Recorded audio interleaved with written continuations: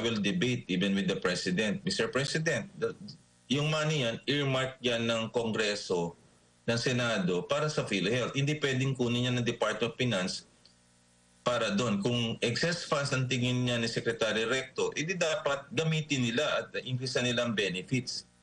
So kung siya ay naging blind follower, dapat talaga mag-resign siya kasi mali yung ginawa niya eh. Mali yun eh. You should not be a blind follower. Tama naman po si Justice Javier Lazaro kasi hindi sila urgent eh. Ang urgent yung health needs eh. Ang urgent is yung mga na-hospital na humihingi ho ng sustento para mabawasan. So those are funded projects na pala, yung PGN project, yung right-of-way, all of these things ay funded na. And there are infrastructures na hindi mo matatapos kaagad in 5 years or 10 years or 5 years. Samantalang nung ako'y nag-file the other day sa Supreme Court, across the street is the PGH. Ang daming tao doon nangangailangan ng tulong. So I was thinking, parang hindi fair kasi the pera allocated for them, nililipat pa natin into projects na hindi agad-agad magagawa at hindi kailang, it's not a life and death situation. Samantalang yung namamatay for heart attack, stroke, and cancer, that's a life and death situation. And ang savings nila mauubos with collateral damage to the family and productivity of the family. And to me, it's unconstitutional, it's illegal, it's immoral na maglipat ka ng pera na lalo na galing sa kanilang kontribusyon. Ano po ang inyo pong pakiwari doon po sa nangyaring oral arguments last day sa Supreme Court kung saan nasabon ang dumepensa po sa panig ng pamahalaan kaugnay sa paglilipat ng pondo mula po sa PhilHealth pabalik po sa National Treasury? Well, napanood ko yung oral arguments yung February 4 at saka yung February 25. At ang tingin ko yung ating maestrado sa Supreme Court ay nag-aral, lalong-lalo na si Associate Justice Amy Javier Lazaro.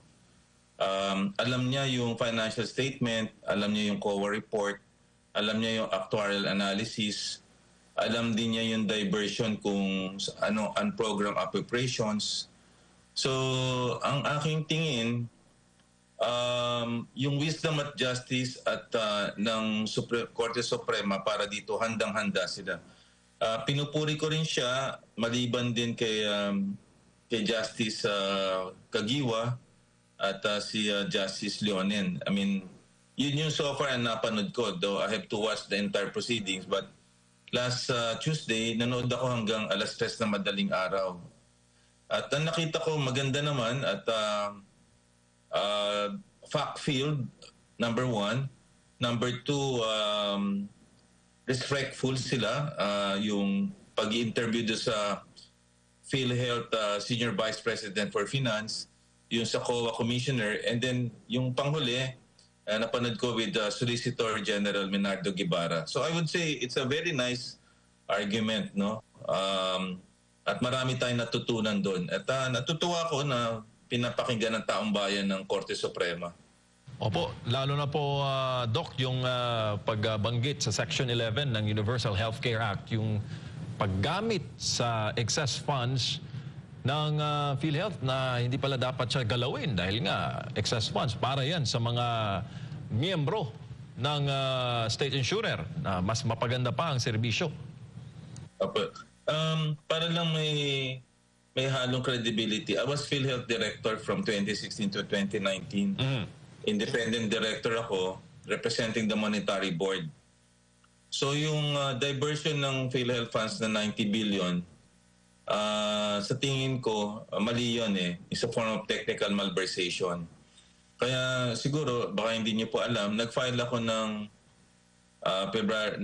petition sa Supreme Court questioning the constitutionality of the zero subsidy for PhilHealth. Magkaugnay naman sila, though sa Senate hearing sa Health Committee since July, medyo aktibo ako doon. Nagkataon lang, 7 yung petitioners doon.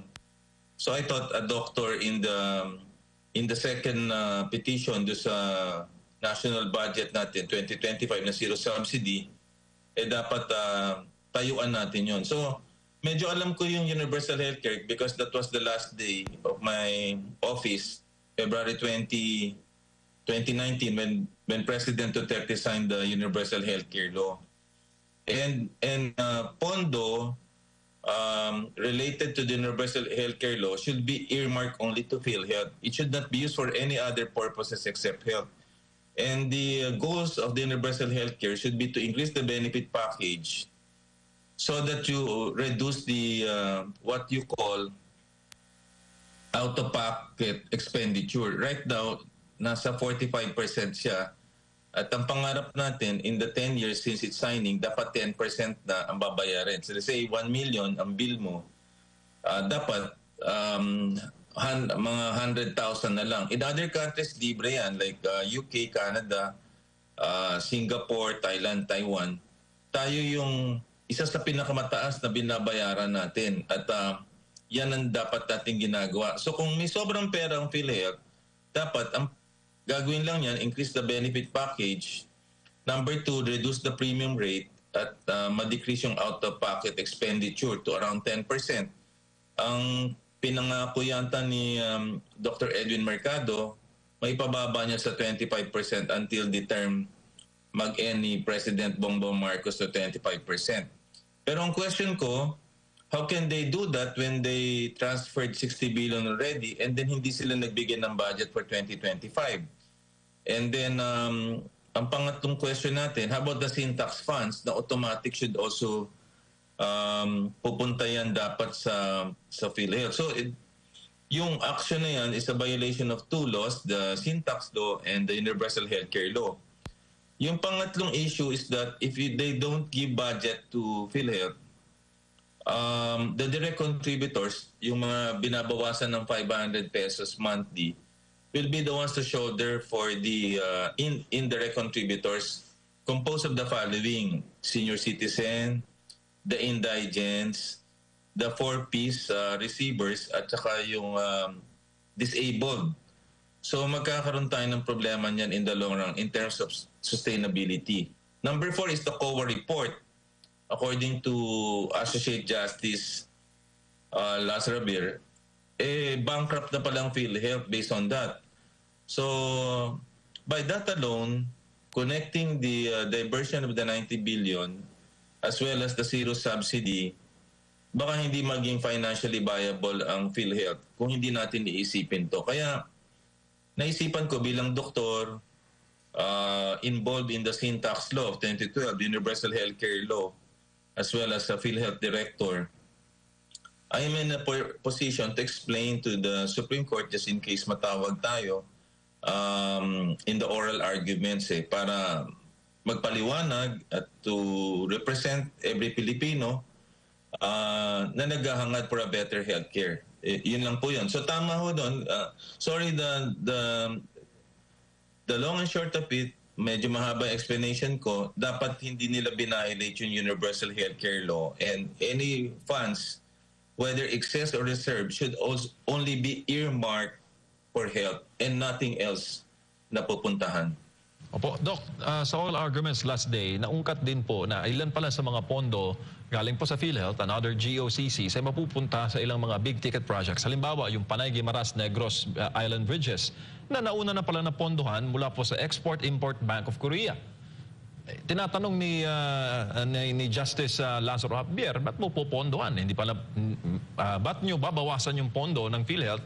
May earmark na pala na pondo at yung proyekto hindi pa nasisimulan. At bahagi din pala ng budget, Doc, ay mapupunta sa right of way. Ang iba ay gagamitin sa pension and gratuity fund, road and maintenance, no? Maintenance ng mga kalye natin sa Pilipinas. Layo, Doc, ng paggagamitan sa mga concern regarding health ng mga Pilipino. Yeah, tama naman po si Justice Javier Lazaro kasi hindi sila urgent eh. Ang urgent yung health needs eh. Ang urgent is yung mga na-hospital na humihingi ho ng sustento para mabawasan. So those are funded projects na pala, yung PGN project, yung right of way, all of these things funded na. And there are infrastructures na hindi mo matatapos kaagad in 5 years or 10 years or 5 years. Samantalang nung ako'y nag-file the other day sa Supreme Court, across the street is the PGH. Ang daming tao doon nangangailangan ng tulong. So I was thinking, parang hindi fair kasi the pera allocated for them, nililipat pa natin into projects na hindi agad-agad magagawa at hindi it's not a life and death situation. Samantalang yung namamatay for heart attack, stroke, and cancer, that's a life and death situation. And ang savings nila mauubos with collateral damage to the family and productivity of the family. And to me, it's unconstitutional, it's illegal, it's immoral na maglipat ka ng pera na lalo na galing sa kanilang kontribusyon. So hindi ka tanggap-tanggap. Yan ang aking personal opinion. And I respect the Solicitor General kasi dinedefend lang naman niya ang government. Pero ang mahirap doon, sabi niya, he could not speculate on the wisdom of the Congress. So yun ho ang sinasabi niya. So I don't know, susunod na oral arguments on that, but I commend Associate Justice Lazaro for those information na hindi alam ng publiko at suddenly na-unveil ngayon sa ating lahat ngayon po. Tsaka issue din dyan, Doc, ang PF ng mga katulad po ninyong doktor, lalo na yung mga doktor na tumatanggap ng bayad mula sa pamahalaan dahil, di ba, hindi rin biro ang gastos ng mga health facilities kapag hindi po na-reimburse ng PhilHealth. Doc? Sa akin, maliit na bagay yan eh. Kasi ako naman, as part of my service, almost 30% ng tinitingnan ko sa clinic, hindi ko naman iniisip kung makakabayad ng pasyente o hindi eh. The least of my concern actually is the professional fees. Though it's important kasi nagmamigrate ang ating mga doktor. Ang hindi ko lang nagustuhan yung bayad sa COVID pandemic, charge sila sa PhilHealth when they could actually have applied that in a separate line item sa Department of Health. Kinarga nila doon eh. Nilipat nila yun eh. Dapat a separate line item. Kasi ang PhilHealth, dapat doon lang sa pangangailangan related to the current healthcare system. Not I'm saying it's not important yung pagbabayad natin sa doktor, no? But I don't want to be self-serving na dapat kami ang paglilingkuran. Part of our service is public service. Na-train ako sa Philippine General Hospital where tumutulong mismo kami in order na makalabas ng mga pasyente. So I do believe in your statement na importante yon kasi that's one of the reason why there's a massive exodus of doctors. We're the #1 exporter of nurses in the world and the #2 exporter of doctors. So we must also protect them. And yung pera manggagaling doon, nalalaan din dapat sa doktor kasi no healthcare system is complete without health human resource. Hindi rin kompleto kung wala kang funding lifeline from the PhilHealth. Hindi rin kompleto kung wala ka ring hospital na pagtitingnan. So these are the 3 pillars or components of the universal healthcare system. But I just don't want to glorify lang na kami, kaya ako pinaglalaban to dahil sa professional fee. It's more of the patient to yung aking concern dito. Po, Doc, bago lang si Partner Admar, sa isang pong pagdinig sa Kongreso, sinabi po ng dating pamunuan ng PhilHealth na tinawagan daw siya, ang instruction mula po sa isang cabinet meeting, at nabanggit niya ang pangalan ni Pangulong Marcos Jr. na i-remit pabalik sa National Treasury yung pong pinoprotesta na pondo ng PhilHealth. Ano pong masasabi niyo doon, Doc? Well, sabi niya, nandun ako nasa harap niya ako. It was a hearing sa Senate Health Committee at sinabi niya there was a directive daw to remit yun At through a letter of Secretary Recto to Mr. Emmanuel Ledesma, pinalipat niya yon. Ang question ko lang doon, hindi niya kinontes yun kasi dapat kinontes yun nila ni Secretary Herbosa kasi co-secretary si Ted Herbosa and chairman of the board. Eh kung nandun ako, gigigil ako kasi bakit naman yung kukunin yung pera ng aming departamento? Eh bawal yun eh. Earmark yun for PhilHealth eh. Eh nasa co-secretary, if I were Ted Herbosa, lalabanan ko yun. I will debate even with the President. Mr. President, yung money yan, earmark yan ng Kongreso, ng Senado para sa PhilHealth. Hindi pwedeng kunin yan ng Department of Finance para doon. Kung excess funds ang tingin niya ni Secretary Recto, edi dapat gamitin nila at increase nila ang benefits. So kung siya ay naging blind follower, dapat talaga mag-resign siya kasi mali yung ginawa niya eh. Mali yun eh. You should not be a blind follower. Part of being a leader, dapat may moral courage ka to say no to certain things na hindi dapat. And eventually, sinipa nga siya kasi mali yung decision niya. Ang hindi ko lang nagustuhan sa Bicameral Committee, ang may kasalanan ay si Emmanuel Ledesma, ang pinarusahan taong bayan by not giving a subsidy. Diba? And then eventually, pinalitan din siya. So, ang point ko doon, ipaglalaban ko yun. And based on my track record, pag hindi ko gusto yung pinagre-reportan ko, nire-resignan ko. Kasi I don't want to report to people who would take advantage of their position, lalo na kung makakasama sa taong bayan. Yan ang opinion ko. That's my personal opinion. And I think mali yun na susunod ka doon blindly para doon. And then dapat, dahil sa CEO ng PhilHealth, dapat nag-seek siya ng legal advice sa kanyang director sa legal. So kumuha sila sa GOCC, kumuha sila ng opinion sa iba't iba. Pero hindi pwedeng nilang labanan ang Republic Act, UHC, and Syntax kasi Republic Act siya and sumusunod ka lang sa utos ng executive branch. Batas yung nilalabanan mo eh. Dapat naiintindihan niya yun. Katulad niya, sumunod din siya, natanggal din siya, siya pa napasama. Samantalang kung nag-resign siya with honor and pride, protecting the Filipino people, then the people will remember him as someone who stood for the Filipino people. Yun ang opinion ko lang. Doc, magandang gabi. Si Admar po ito.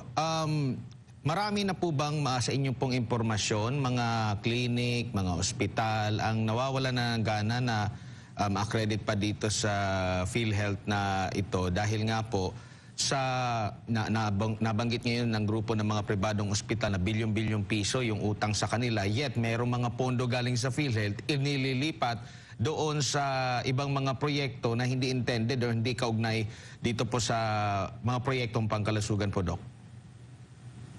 Maybe may masakit ang loob nila kasi through the years, yung Philippine Hospital Association, lagi sila nagre-reklamo on the delayed payment eh. But I don't think i-abandon na nila yan kasi kailangan sila ng Pilipino eh. And I don't think that will be the position also of the PMA and the hospital. Maaaring masama ang loob kasi delayed ang payment. And since pag hindi mo nabayaran kaagad sila, pwede mag-fold up. Kasi siyempre naka-loan din naman sila. May mga suppliers silang babayaran. But I don't think sila aabandonuhin ng serbisyo. Never naman naging gano'n ng mga doktor. And siyempre entrepreneur din sila, lalo na kung sila may-ari ng hospital. But I think this particular undertaking, oral arguments sa Supreme Court, na-enlighten ng everyone. And I think ito si Dr. Edwin Mercado being a hospital management expert. Sabi niya, paiigsian niya ang turnaround sa pagbabayad to 28 days kasi usually 60 days. And that will be good para makapagbayad naman ang mga hospital sa kanilang mga obligasyon, lalo na sa bangko or sa mga doktor o sa nurses or iba pang pagkakautang. But in my personal opinion, matagal-tagal na rin akong doktor, hindi namin gagawin yon dahil nagtatampo kami kung may ganito. Itama yun. Yun ang dapat natin gawin. Find a solution rather than be an activist for the wrong reason and then ang mag-sacrifice ay mga pasyente. Opo, ano po sa tingin ninyo ang pinakamabisang pamamaraan nito po, sir, para makahulagpos po yung PhilHealth sa samot-saring mga kontrobersya? Halos na lang po kada administrasyon, meron po mga nabubulgar na mga anomalya po. Well, I think dapat ang PhilHealth, autonomous yan from the Department of Health kasi nagagamit siya sa politika eh. Kasi siyempre, reporting siya sa DOH, secretary, and then pressure siya ng Congress. So dapat ang PhilHealth, reporting yan diretso sa Pangulo. And then, dapat yung tatanggap ng position should tell the President, ito yung first 100 goals ko, pero first 100 days ko, Mr. President, ito ang goals ko, top 3 goals ko, ito ang mission ko, ang vision ko, may scorecard ako. But pakiusap ko lang, Mr. President, that this office should be protected from politicians. Gagawin ko yung trabaho ko. Dapat ganun eh. Dapat may commitment ka sa president na hindi gagalawin. Now, kung hindi magagawa yun, I would not accept the job. Ganun lang po yun eh. And a leader of that department na napakalaki, dapat ang unang criteria honesty and integrity. Number 2, yung competence. Number 3, may vision ka. Number 4, you have knowledge about financial management, actuarial analysis. At dapat nagtrabaho ka man lang kahit sa corporate world para maintindihan ng complexities ito. Hindi pwede dyan kasi this is a behemoth of an agency at responsible ka sa healthcare. Kaya pumapalpak ang PhilHealth because it is mismanaged sometimes because of the lack of competence of leaders handling it. Opo, siguro bilang panghuli na lang po, Doc, ano lang po ang inyo pong magiging mensahe sa taong bayan, sa mga employee at mga employer na sila po ay talagang nagsusumikap na makapagbayad, automatic kaltas sa kanila pong sahod para sa PhilHealth. Yet ito yung mga naririnig po nila na mga balita po, Doc. Well, maganda. Thank you very much. This is the worst and the best of times, according to Charles Dickens. The worst of time because we have a controversy, di ba, about PhilHealth. But this is the best of time because nadidiscuss siya at nasa Korte Suprema na yung 90 billion diversion at may petition din for the 2025 GAA. So sa akin, may silver linings dito and hopefully makakaisip ang mga kongresista at senador at iba ng Pangulo na masolve to at hindi natin pag-usapan about the problems. We think about the solutions rather than the problems here. At mag-uumpisa yan siyempre dun sa judicial courts para malaman natin talaga at nandun talaga ang mga datos. So sa akin, is the worst and the best of time and I'm hopeful na mariresolve to. Lagi naman akong nangangarap Kaya lang, kailangan tayuan mo kung anong dapat tayuan. So sa mga nakikinig po, don't lose hope. There will always be silver lining. At kailangan natin gawin to. Kasi tomorrow is never promised, I tell you, and life is short. So kailangan tayuan, ang dapat tayuan, but in a respectful manner na nire-respect mo pa rin yung authority ng Pangulo ng Pilipinas, na Speaker of the House, at na Senate President. But kailangan din bilang Pilipino, kailangan tumayo din tayo sa ating mga values for love of country.